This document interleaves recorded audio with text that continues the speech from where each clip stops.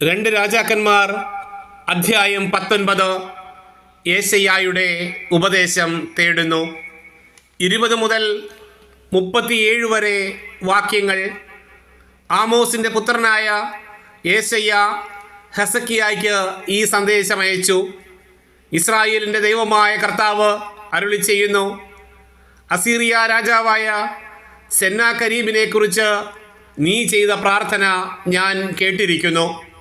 അവനെക്കുറിച്ച് കർത്താവ് ഇങ്ങനെ അരുളി ചെയ്യുന്നു, കന്യകയായ സിയോൻ പുത്രി നിന്നെ നിന്ദിക്കുന്നു, അവൾ നിന്നെ പുച്ഛിക്കുന്നു. ജെറുസലേം പുത്രി നിന്റെ പിന്നിൽ തലയാട്ടുന്നു. നീ ആരെയാണ് പരിഹസിക്കുകയും നിന്ദിക്കുകയും ചെയ്തത്? ആർക്കെതിരെയാണ് ശബ്ദമുയർത്തുകയും ധിക്കാരപൂർവം ദൃഷ്ടികൾ ഉയർത്തുകയും ചെയ്തത്? ഇസ്രായേലിൻ്റെ പരിശുദ്ധനെതിരെ. നിന്റെ ദൂതന്മാർ വഴി നീ കർത്താവിനെ പരിഹസിച്ചു. എൻ്റെ അസംഖ്യം രഥങ്ങൾ കൊണ്ട് ഞാൻ പർവ്വത ശൃംഗങ്ങളിലും ലെബനോൻ്റെ ഉൾപ്രദേശങ്ങളിലും എത്തിയെന്നും ഉയർന്ന ദേവദാരുക്കളും ശ്രേഷ്ഠമായ സരള മരങ്ങളും വീഴ്ത്തിയെന്നും അതിൻ്റെ വിദൂരസ്ഥമായ കോണുകളിലും നിബിഡമായ വനാന്തരങ്ങളിലും പ്രവേശിച്ചു എന്നും നീ പറഞ്ഞു. ഞാൻ കിണറുകൾ കുഴിച്ചു, വിദേശജലം പാനം ചെയ്തു. ഈജിപ്തിലെ അരുവികളെയെല്ലാം ഉള്ളം കാലുകൊണ്ട് ഞാൻ ഉണക്കിക്കളഞ്ഞു എന്നും നീ പറഞ്ഞു. ഞാനിത് പണ്ടേ നിശ്ചയിച്ചതാണ്, നീ അത് കേട്ടിട്ടില്ലേ? പണ്ട് നിശ്ചയിച്ചവ ഇന്ന് ഞാൻ പ്രാവർത്തികമാക്കുന്നു. സുരക്ഷിത നഗരങ്ങളെ നീ നാശകൂമ്പാരമാക്കുമെന്നും അവയിലെ നിവാസികളുടെ ശക്തി അറ്റുപോകുമെന്നും അവർ പരിഭ്രാന്തരായി വയലിലെ ചെടികൾക്കും ഇളം പുല്ലുകൾക്കും വളരുന്നതിനു മുമ്പേ കരിഞ്ഞു പോകുന്ന പുരപ്പുറത്തെ തൃണങ്ങൾക്കും തുല്യരാകുമെന്നും ഞാൻ പണ്ടേ നിശ്ചയിച്ചത് ഇന്ന് പ്രാവർത്തികമാക്കുന്നു. നിന്റെ ഇരിപ്പും നടപ്പും എൻ്റെ നേർക്കുള്ള നിന്റെ കോപാവേശവും ഞാൻ അറിയുന്നു.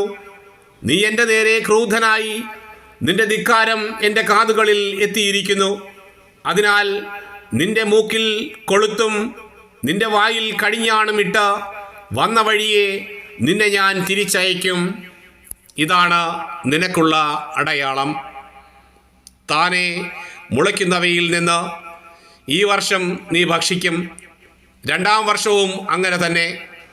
3-ാം വർഷം നീ വിതയ്ക്കുകയും കൊയ്യുകയും മുന്തിരിത്തോട്ടങ്ങൾ നട്ടുപിടിപ്പിക്കുകയും അവയുടെ ഫലം ഭക്ഷിക്കുകയും ചെയ്യും.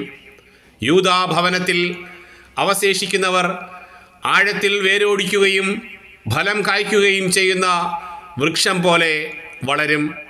എന്തെന്നാൽ ജെറുസലേമിൽ നിന്ന് ഒരു അവശിഷ്ട ഭാഗവും സിയോൻ മലയിൽ നിന്ന് അതിജീവിക്കുന്നവരുടെ ഒരു ഗണവും പുറപ്പെടും. കർത്താവിൻ്റെ തീഷ്ണത ഇത് നിർവഹിക്കും. അസീറിയ രാജാവിനെ കുറിച്ച് കർത്താവ് അരുളി ചെയ്യുന്നു, അവൻ ഈ നഗരത്തിൽ പ്രവേശിക്കുകയോ ഇവിടെ അസ്ത്രം എയ്യുകയോ പരിച ധരിച്ച് ഇവിടെ വരികയോ നഗരത്തിനെതിരെ ഉപരോധം നിർമ്മിക്കുകയോ ചെയ്യുകയില്ല. അവൻ നഗരത്തിൽ പ്രവേശിക്കാതെ വന്ന വഴിയെ മടങ്ങുമെന്ന് കർത്താവ് അരുളി ചെയ്യുന്നു. എനിക്കും എൻ്റെ ദാസനായ ദാവീദിനും വേണ്ടി ഞാൻ ഈ നഗരത്തെ പ്രതിരോധിച്ച് രക്ഷിക്കും. അന്ന് രാത്രി കർത്താവിൻ്റെ ദൂതൻ അസീറിയ പാളയത്തിൽ കടന്ന് 1,85,000 പേരെ വധിച്ചു. പ്രഭാതത്തിൽ ആളുകൾ ഉണർന്നപ്പോൾ ഇവർ ജഡമായി മാറിയിരിക്കുന്നത് കണ്ടു. പിന്നെ അസീറിയ രാജാവായ സെന്നാകരീബ് അവിടെ നിന്ന് നിനവേയിലേക്ക് പോയി അവിടെ താമസിച്ചു. അവൻ തൻ്റെ ദേവനായ നിസ്രോക്കിൻ്റെ ആലയത്തിൽ ആരാധന നടത്തുമ്പോൾ പുത്രന്മാരായ അദ്രാമെല്ലേക്കും ശരേസറും കൂടി അവനെ വാൾ കൊണ്ട് വെട്ടിക്കൊന്നതിനു ശേഷം അറാറാത്ത് ദേശത്തേക്ക് ഓടി രക്ഷപ്പെട്ടു. പകരം പുത്രൻ എസാർ ഹദ്ദോൻ ഭരണമേറ്റു.